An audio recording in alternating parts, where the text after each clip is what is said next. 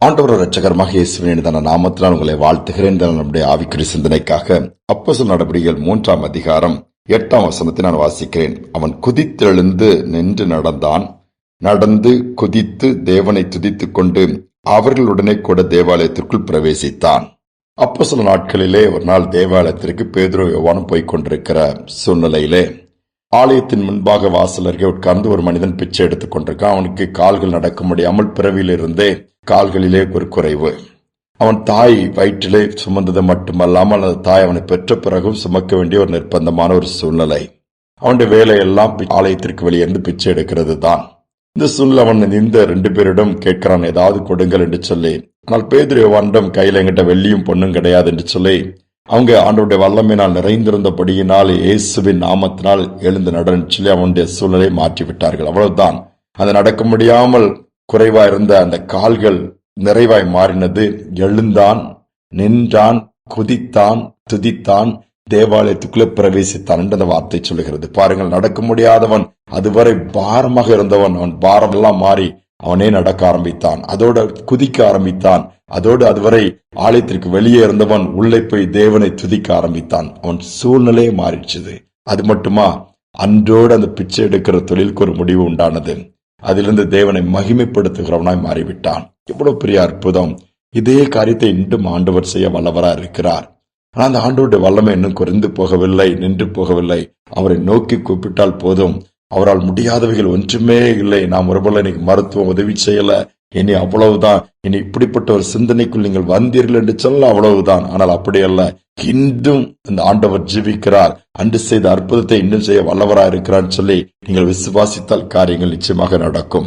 கடற்கரை ஓரத்துல சில வாலிபர்கள் தொடர்ந்து ஈவினிங் அல்லது நைட் நேரத்தில் ஜெபிப்பது வழக்கம் போல ஒரு நாள் ஜெபிக்கும் பொழுது போதையினால் நிரம்பிய ஒரு சகோதரன் அங்க வந்து அப்படியே பக்கத்துல போய் உட்கார்கிறார். அவருடைய வேலை டெய்லி குடிப்பாரு, அந்த பீச்ல விழுந்து கிடப்பாரு, அப்போதையிலே தூங்குவாரு, பிறகு காலையில எழுந்து வீட்டுக்கு போவாரு. சரியா வேலைக்கு போறது இல்ல, சண்டை போட்டு பணத்தை பிடுங்கி குடிக்கணும், வெறிக்கணும், கடற்கரையில் விழுந்து படுக்கணும். இதுதான். அன்றைக்கு அதே மாதிரி வந்திருக்கும் பொழுது இந்த வாலிபர்கள் ஜெபித்துக் கொண்டிருக்கிற பக்கத்துல போகும்போது அவரால் அதை தாண்டி போக முடியவில்லை. உடனே இவர் அவங்க அருகில போய் உட்கார்ந்து விட்டார்.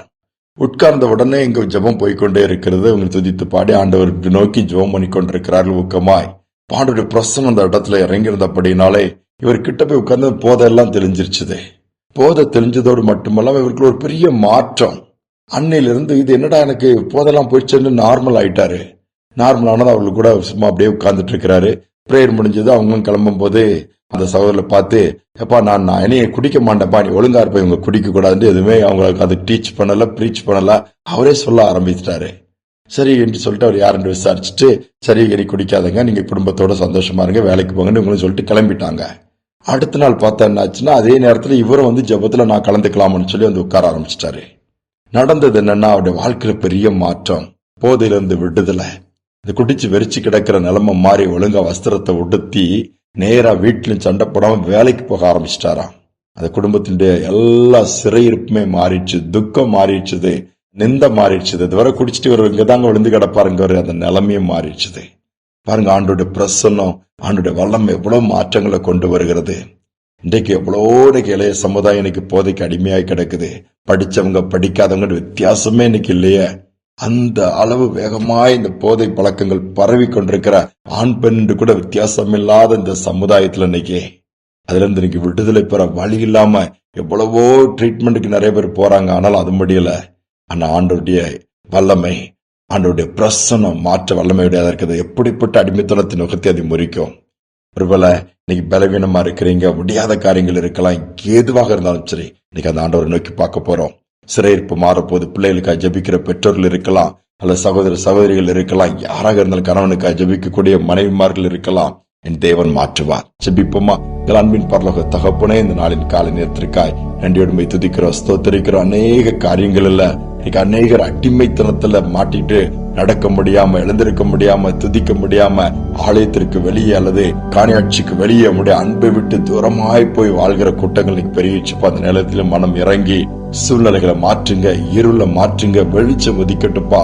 எந்தெந்த இதுலலாம் இன்னைக்கு என்னால முடியலேன்னு சொல்லி போராடிட்டு இருக்காங்களே, ஆண்டவர் விடுதலை கொடுத்து அற்புதங்களை செய்து நாமத்தை உயர்த்த நீர் கிருபை பாராட்டுவீராக. இதை கேட்டுக்கொண்டிருக்கிற ஒவ்வொருடைய வாழ்க்கையில் இன்னைக்கு அற்புதங்கள் நடக்கட்டும்.